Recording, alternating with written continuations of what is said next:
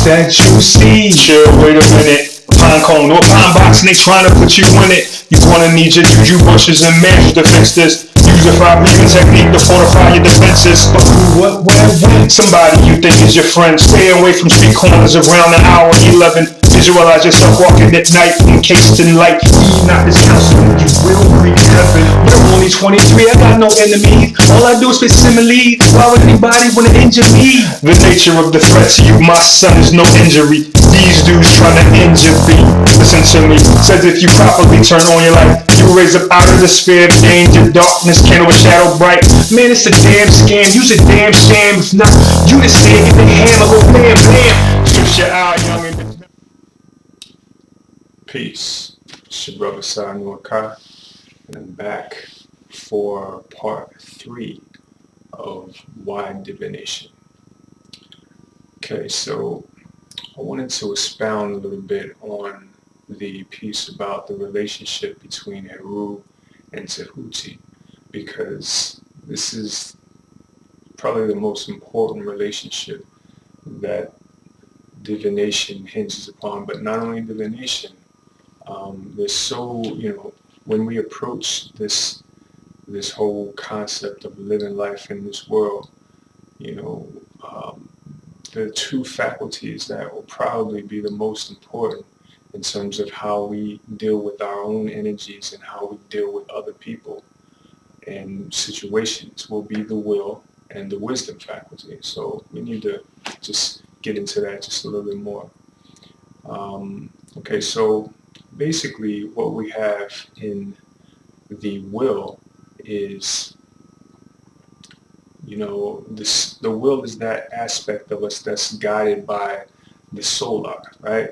As above, so below. So everything that's out there, right? You find that all of the planets and all of those things are in our being, So the aspect that's guided by the solar principle is the will, right? So, basically what you have is, the will is the center, right? It's that thing that's in the center. If you understand the tree of life and you understand where Heru sits on the tree of life, he's diametrically right there in the center, right? If you look at, say, a company, right? The president of the company will be at its center. It will be, the executive seat of leadership is right there in the center. So, what you have, in a younger developed Heru, right? An undeveloped Heru is self-centeredness, right? To the negative, right? Where Heru, where a positive Heru would be, the strong executive leadership that sits in the center and is circumspect, right? Takes all aspects, into consideration when making a decision or whatever. It's a balanced situation where you have a properly developed Heru.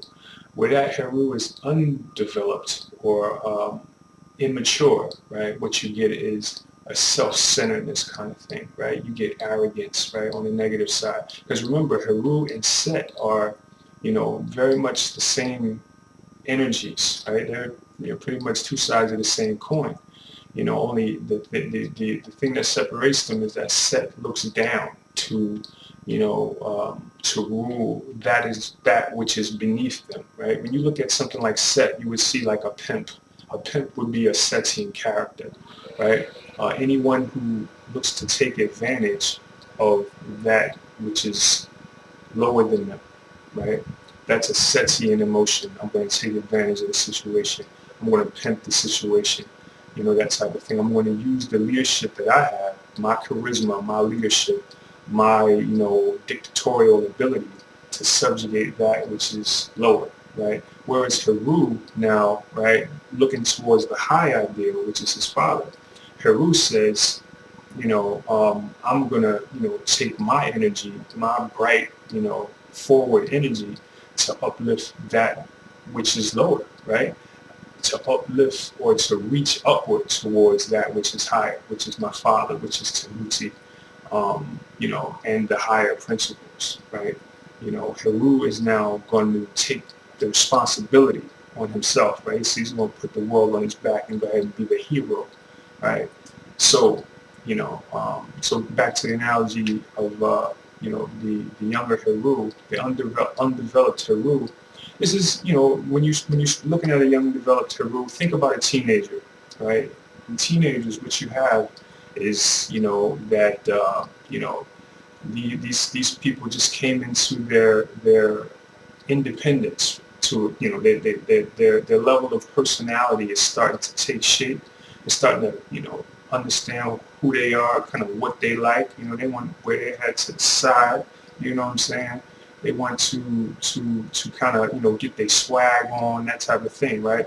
These are all expressions of these people coming into their independence, their Heru, their solar, right? That light is shining on them, and they are experiencing it. They're experiencing a level of independence.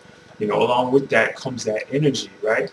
In the teenage years, we go through crazy hormonal issues where it's all about it's a fiery thing. It's a testosterone increase that happens. You know what I mean? For young men, we start getting our stank on, our funk. You know what I mean? We start growing hair. You know what I'm saying? And we start to there's a heat. There's that sexual heat that's coming up. You know what I'm saying? So and the same thing that happens in females as well. You know what I mean? But females have also at their disposal, they have estrogen, more estrogen than a man has, and estrogen works to kind of balance that a bit, whereas, men, if we don't, have some activity to kind of get into, to curb that, then we have a strong possibility of that energy going 10, or negative, right? With that energy,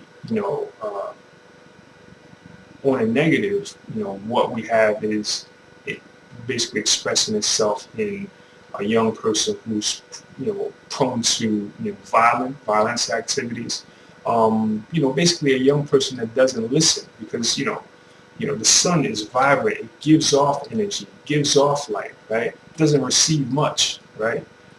So, you have in a young Heru, right, or a young, vibrant individual, you have somebody who's not so receptive, unless that type of receptivity is cultivated.